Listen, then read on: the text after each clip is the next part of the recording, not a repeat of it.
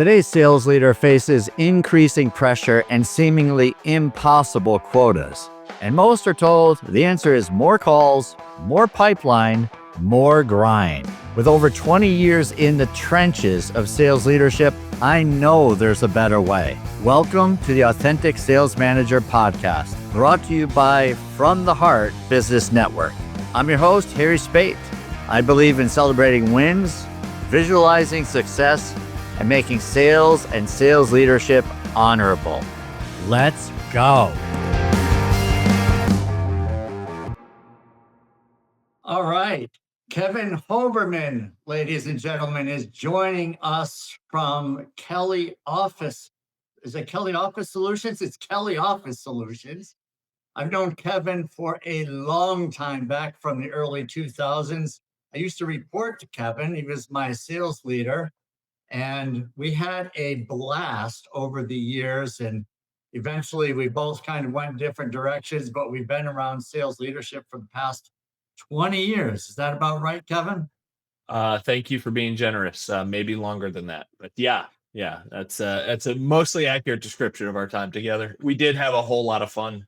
We suffered together. We finally watched the Red Sox break the curse together, and we also were around for the Grady Little game. But let's not talk about that.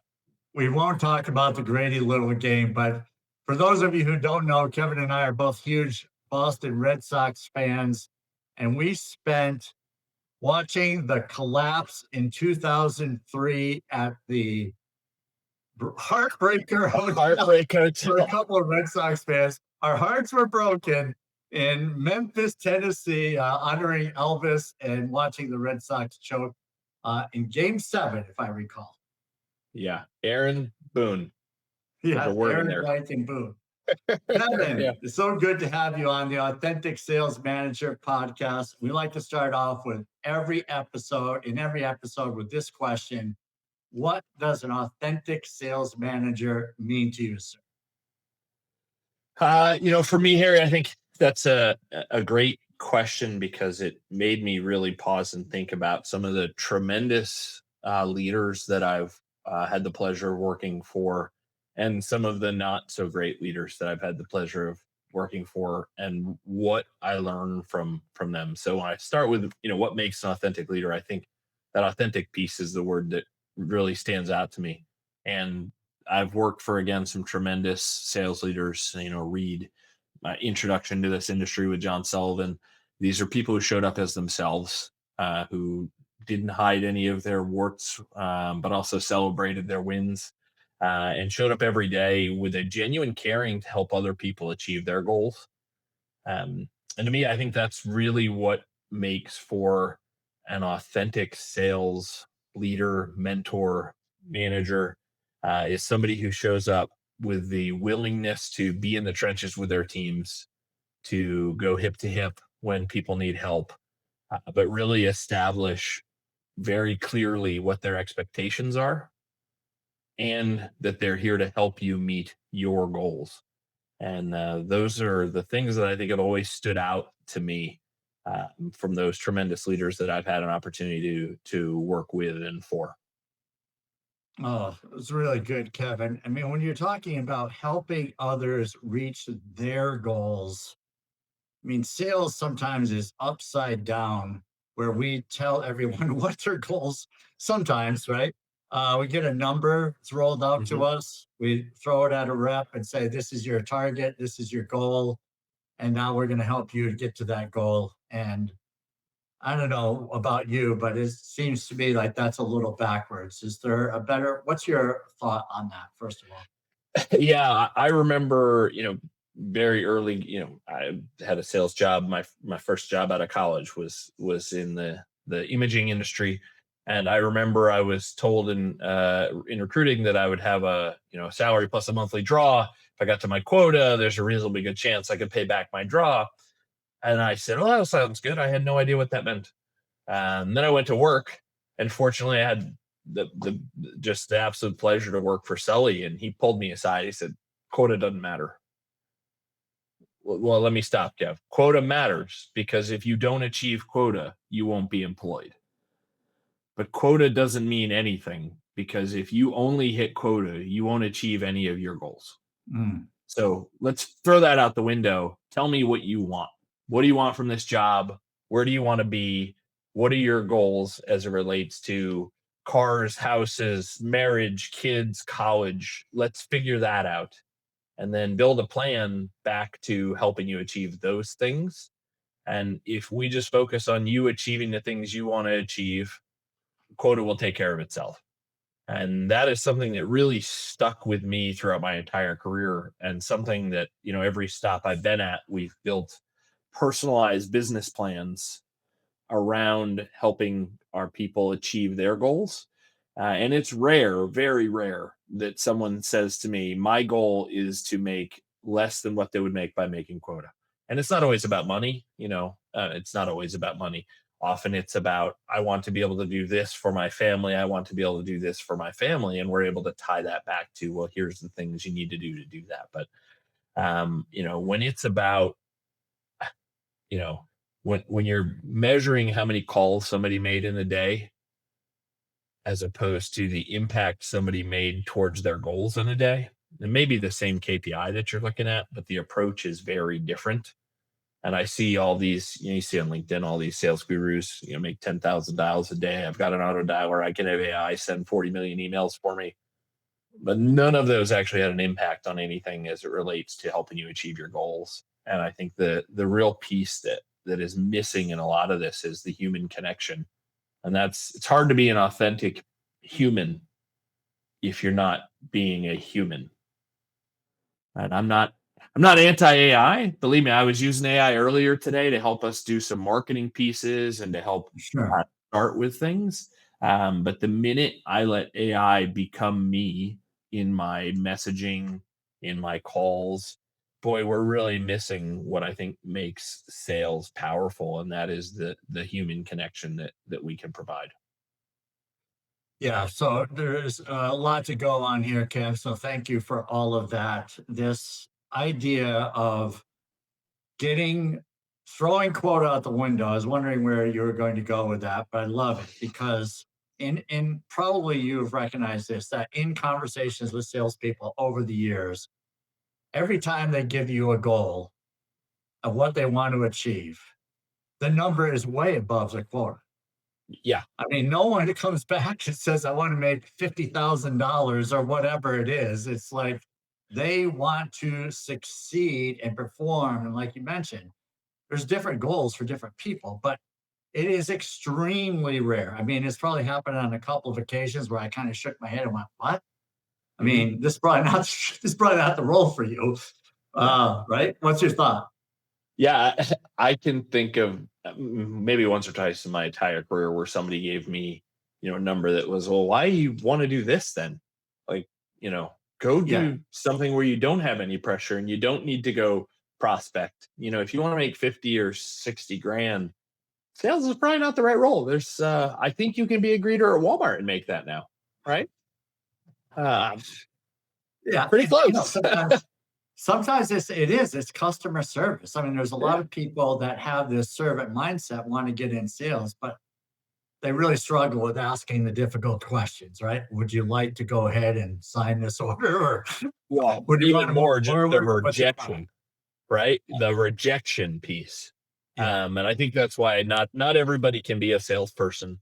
A true hunting, revenue driving salesperson. There are a lot of people who can be order takers, and there is a role for that in some Mm. organizations. That role would not be for me. Sitting around waiting for a phone to ring, I would lose my mind.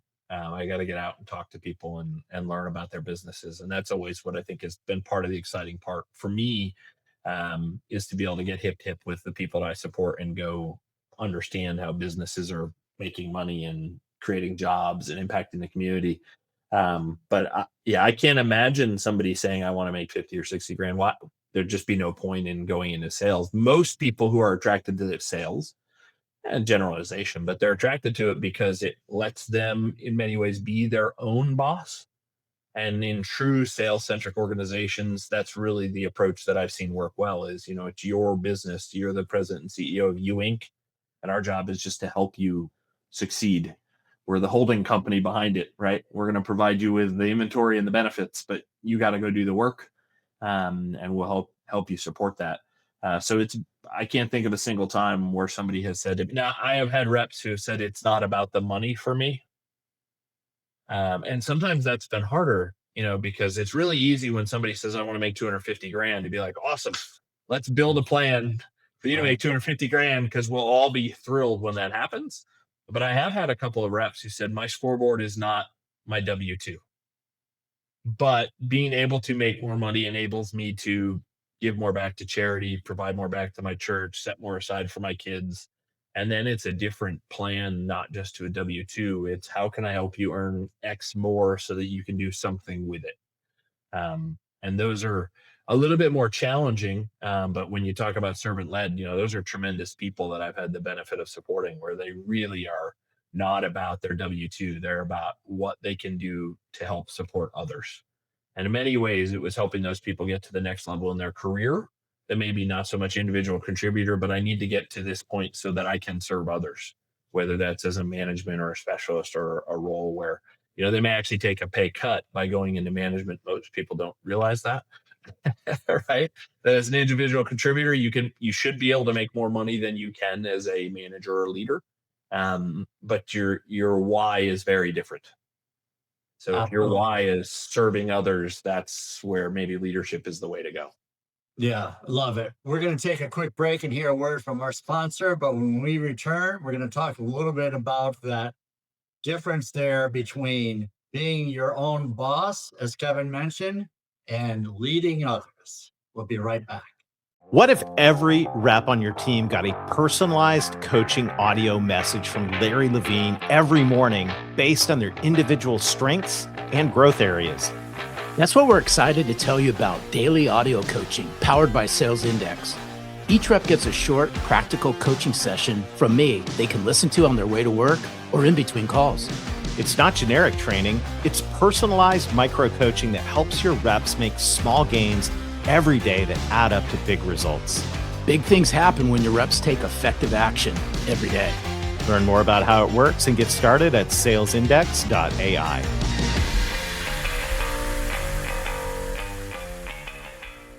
And we're back with Kevin Hoverman on the Authentic Sales Manager podcast. And before we took a quick break, Kevin was talking about the opportunity that sales reps have with you, Inc., which is you're leading your own business, so to speak.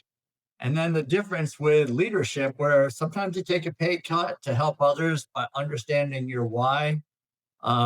If you're servant-minded, that's really what you end up doing a lot of times. So, Kevin, let's talk a little bit about your past, because I know you've been sales rep, you've been sales leader, you've been sales, kind of a sales rep again for some tech companies, back into leadership. What are some of the similarities, would you say, between running your own business as a sales rep versus being a sales leader? What's your thoughts?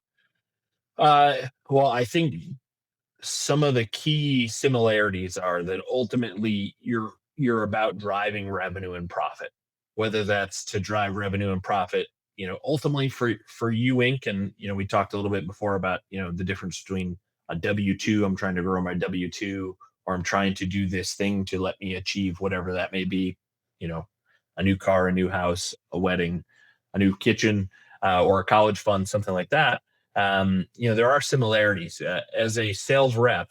And you mentioned that, I started as a sales rep in the industry, in the imaging industry for a couple of years, and had an opportunity to, as a young person, lead folks who were more experienced, more tenured than I was, and learned a ton from those people that I supported. And again, I go back to the people who taught me, John Sullivan, Steve Rolla, Tim Cunningham, who said to me, your job is to help them achieve their goals, and everything else should be in support of that. And if you do that, particularly as a leader, you'll achieve your goals. So if your motivation is, it's about me and my family. Look, my why is the 3 kids that I support and the wife that I have. We've been together 30 plus years. So we're that old, Harry. That's my why. I get up and I go to work every day because I want to be able to provide for, Team Hoverman. Right. But at the same time, what to borrow a phrase from my youngest fills my bucket is helping other people achieve their goals. And I find that that's a way that we can try to leave a legacy and improve the world that we're a part of by doing, helping the people that I support achieve their goals, by helping them buy the house that they want, enable them to support children, provide a college future for them. That's how we can impact the little environments we live in at a micro level to improve the macro challenges. I can't go fix some of the massive political and global challenges that we have, but if I can make a change to my little world and help people improve their world, that's how we can try to leave that legacy. And I think that, I've had, again, the pleasure of learning from some really good servant-minded people who told me, you could make a lot more money as a sales rep. You're really good at this. You could, matter of fact, I don't know why you're putting up with this stuff. Why don't you go just sell, and then you don't have to deal with it. And for a period of time, you mentioned it, I moved into a leadership role.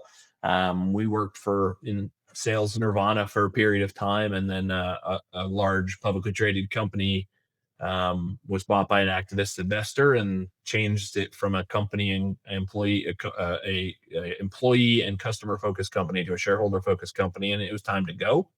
And I didn't realize how great we had it until I left, and was unaware that the rest of the world didn't support its employees the way we had been blessed to have been for so many years. But I stepped away from the industry and went into a individual contributor role again, totally remote. Did that for 3 or 4 years as I helped the company grow and expand and eventually get acquired, and so on and so forth. But my first day back in a leadership role supporting a team, I went out in the field with a rep. First day in the job, and we went out just cold calling, visiting current customers, prospecting for new customers, and I felt more energized than I had felt in 4 years. And I didn't realize how much I missed that personal connection. This is great. I love talking to you. I'd rather talk to you over a screen than not at all. But I'd much rather meet you face to face and break bread together and ride along in a car with you. And we'll make that happen one of these days again. But that for me was my moment of, I got to do this again. I got to get back and be able to help, and I remember that day showing this rep, hey, why don't you try this here? Let me sort of show you how I might try this. We make a cold call. I try it. He goes, oh, that's really cool. Let me try the next one. He does it. We give him some coaching. What do you think you did well? What would you do differently? Okay, what are we going to do differently? Watch that light bulb go off, and then just watch him execute the rest of the day. And I'm like, that one little tweak might be something that changes the tenure of his life and the future of his life and lets him achieve those things you want to achieve. And that for me was man, I missed this and I got to get back into this. Yeah, it's when you think about, the difference, just the human connection. I mean, I totally agree. The screens are great, allows us to communicate with more people in different parts of the country and sometimes world. But man, pounding the street, rubbing elbows with somebody and just building up that bond is so good. And it's really way more natural, obviously. It is. Right. So, Kevin, what's your day-to-day like? Are you at where you currently are at Kelly office? You're a VP of sales. Are you still getting out in the field with sales reps? I think you are last time we spoke, but why don't you share that with our listener? Yeah. So again, I'm privileged to support several offices in Kelly and then work with my counterpart to support the entire sales force as well. So in any given day, I could be in our Raleigh office going to call on new customers. So that's a new marketplace for us. So prospecting in the field, cold calling, going on appointments, meeting with customers and running assessments. But one of the other fun things I get to do is we've built something we call Kelly U, which is really about the development of our existing and incoming employees. So, from onboarding, where we're teaching fundamentals of prospecting and how to prepare for appointments and conduct assessments. That's a piece of what we do. Sales meetings, the fun of putting together a sales meeting, that how can this not be an email? How do we provide value that hopefully our reps will take away something, just one thing, and we do it in 45 minutes or less, hopefully. And then, I do staff meetings where we're meeting with internal executives and running through our financials and doing planning and, 3 and 5 and 10-year planning as well. It's a fun role for me because I get to do a little bit of everything. I also have I'm pretty passionate about learning and continuing to learn and passing those things along. So I've really been able to take a bite out of the training apple here for our organization and put together not just sales training, but we've invested pretty heavily in something called Culture Index, which is about making sure we've got getting our employees in the right seat to maximize their skills, make sure we're avoiding burnout, and continuing to invest in them. So I get to do a lot of a little and a little of a lot, which is what keeps me fired up still. Yeah, I love the variety, right? All the things that you love doing, leading, working in the field, planning on the future. I mean, a lot of great stuff there. So, Kevin, you probably now and then you might be faced with situations that aren't going as well as you'd like or as well as planned. And when we get back from a word from our sponsor, we'll dive into that. Sales leaders, hiring salespeople by resume and gut feel is expensive. The interview tells you how they talk. Sales Index Hire shows you how they sell. With Sales Index Hire, you get data-backed sales candidate screening built from the same assessment science used with millions of salespeople. See who is recommended, who's worthy of consideration, and which candidates are not recommended before you invest hours interviewing. So stop guessing and start building a stronger sales team. Learn more at salesindex.ai.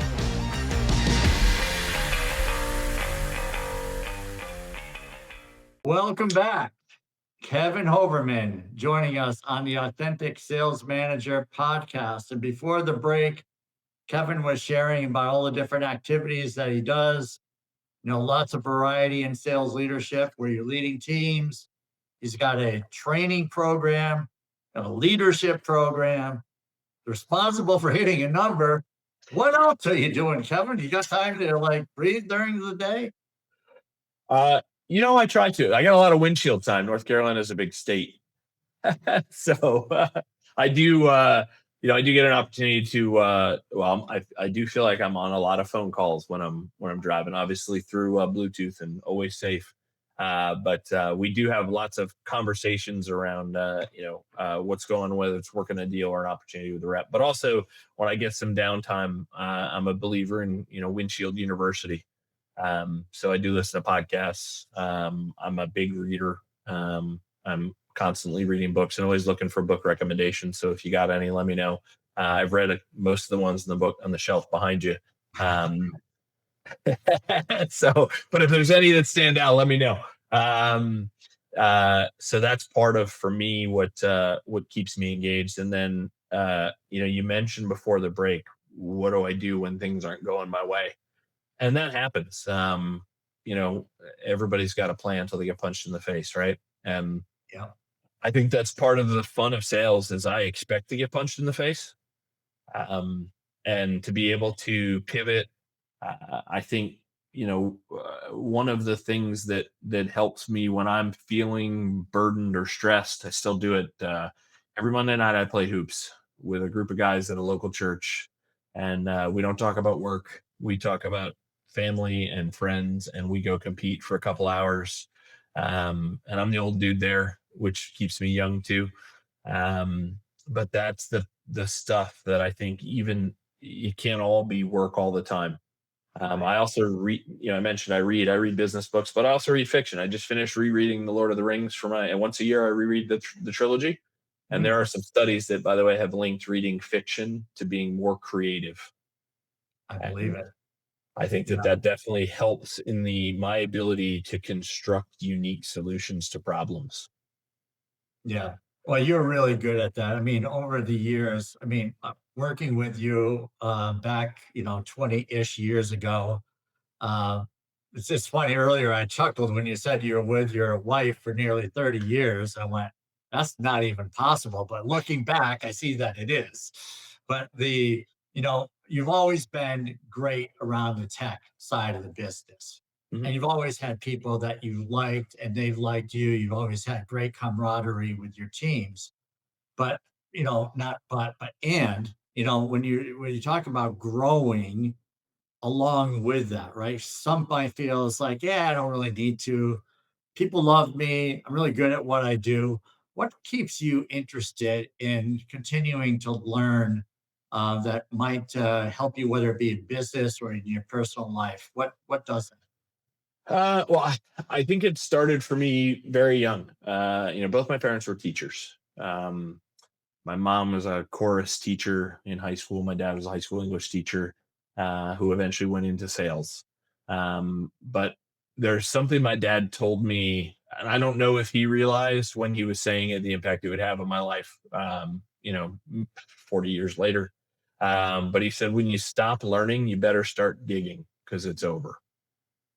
And so that's something that's really stuck with me in that, we're big believers. I'm a big believer. We talk about it a lot when we're doing our Kelly U sessions is this is a way to do something. It's not the way. And so you have to be open to trying new things and exposing yourself to things that make you uncomfortable. And I think when we get comfortable, that's when it's time to try something new. Because again, as humans, when we stop learning, when we think we've known everything, you run the risk of starting the decline. As my dad said, when you stop learning, you better start digging because it's over. And that's a piece that I just really has resonated with me for a long, long time in everything. I've been playing basketball since I was a little kid. I'm still trying new things every time I go out in the court. I try to do it without breaking things now, which is not as easy as it used to be.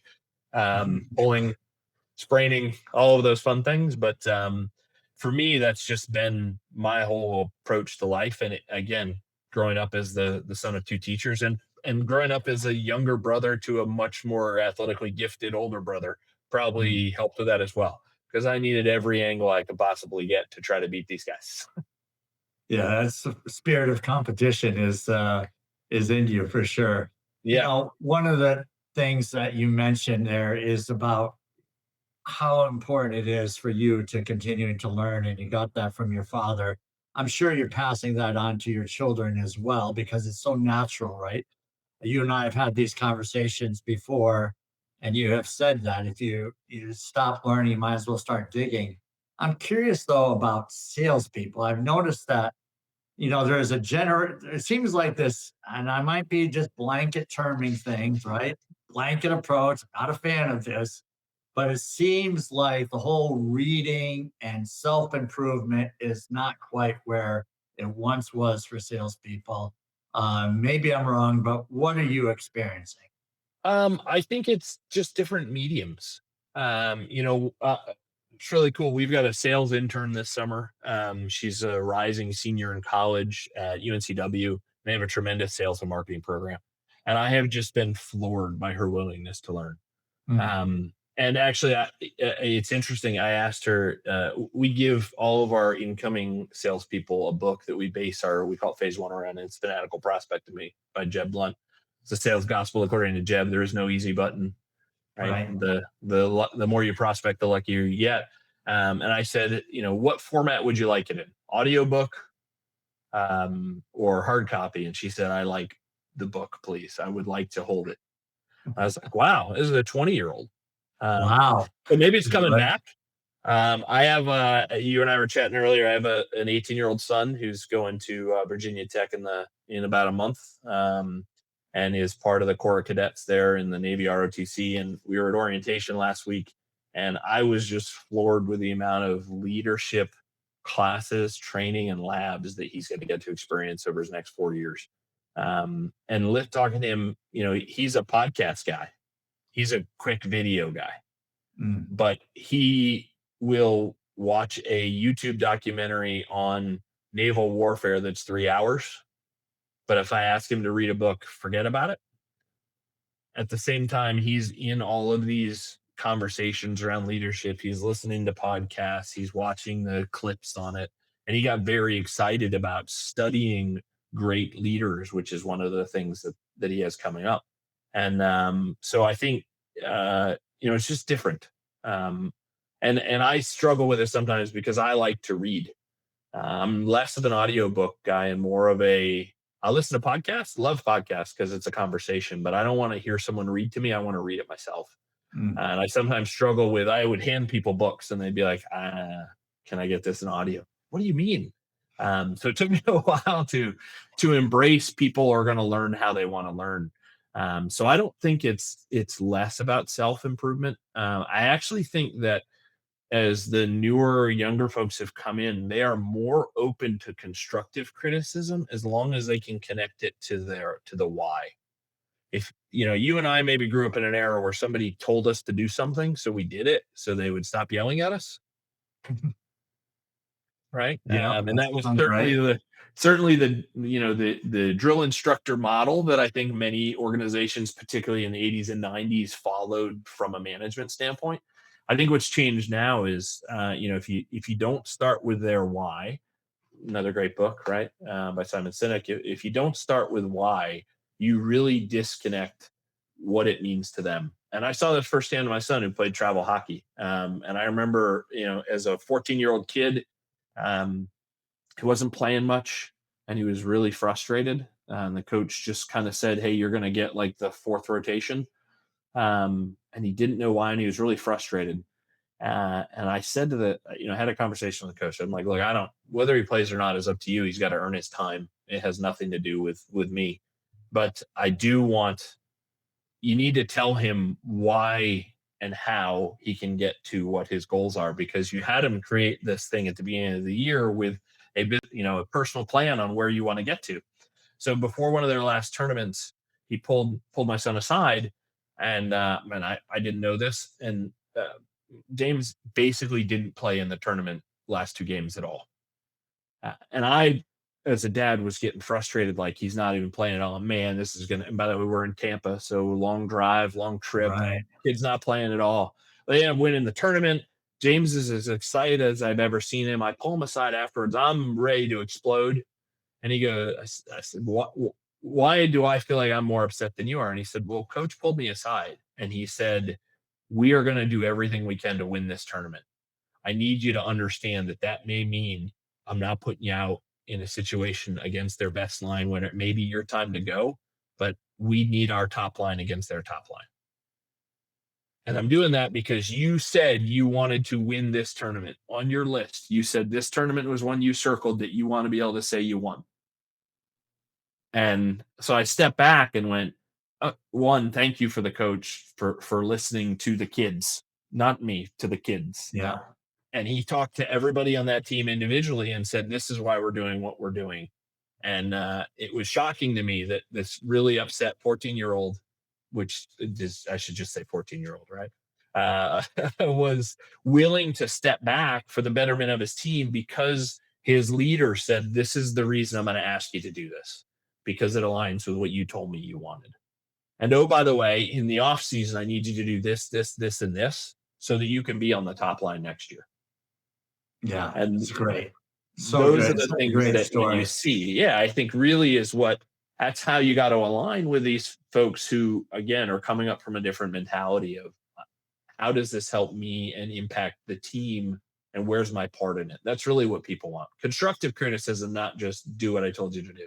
Yeah, absolutely. We started out this whole thing on leadership. It's about helping people hit their goals. And, as a leader, that's really what it's all about. And if you don't understand the why, if you don't have that conversation, and I am shocked at how many don't have that conversation. It's like, why does that matter? They're here, they've got a responsibility, they got to hit the number. It's like, well, you're going to be scolding the person forever. You're going to be disappointed forever.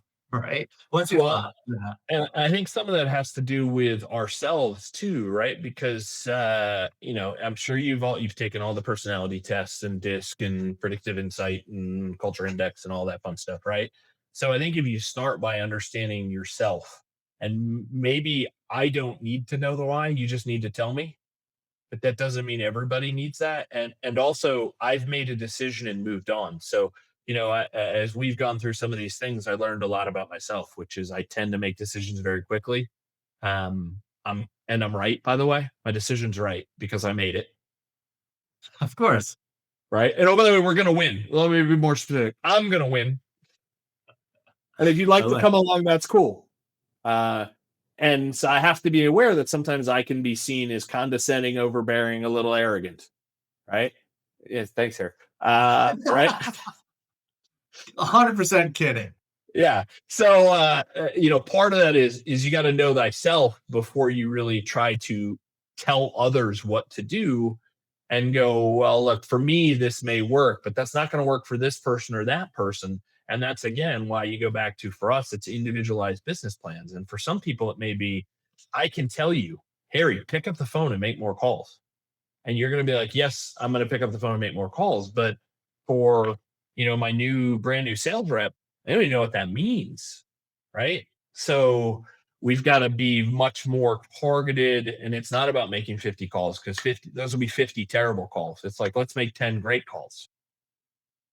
And how does that tie to the things you want? It's not always about the numbers. It's about the quality. And, I learned something from Wilson and Reed way back when. It's a formula that I believe leads to sales success. And it's attitude plus activity plus skills equals results.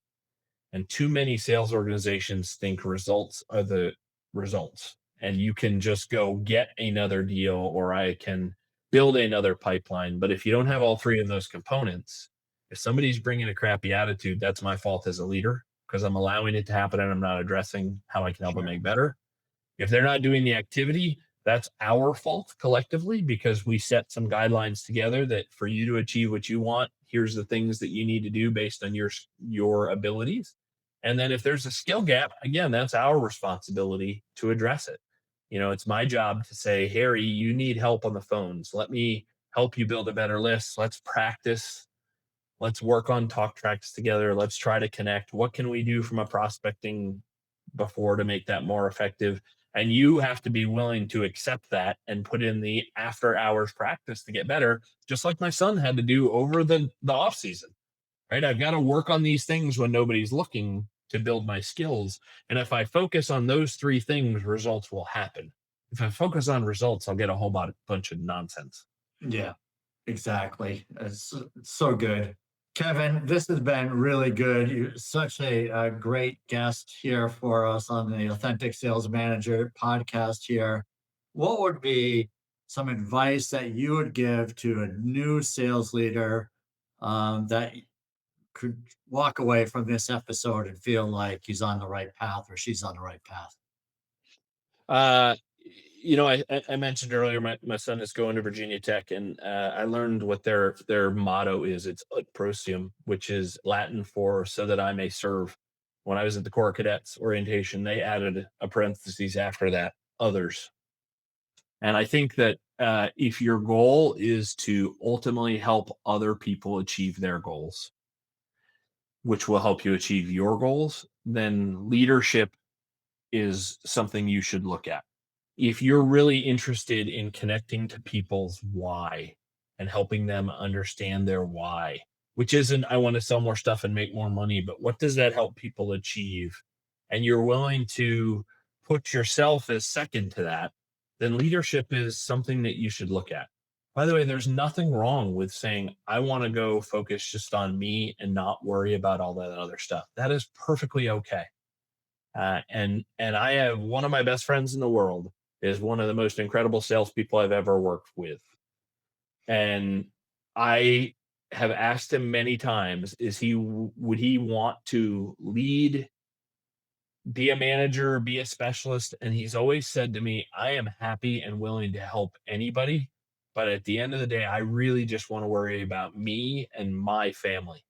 That is 100% acceptable. 100%. Yeah. And so both are okay. But again, if your goal is to help others, and I come to it from if your goal is how do we help solve some macro problems by fixing some micro things, by improving the world in which we live in, if you want to leave a legacy that is not about you, but about the people that you touch, that's to me what authentic sales leadership is. And if that's the path you want to go down, pursue it, and then never stop learning, because when you do, it's time to start digging.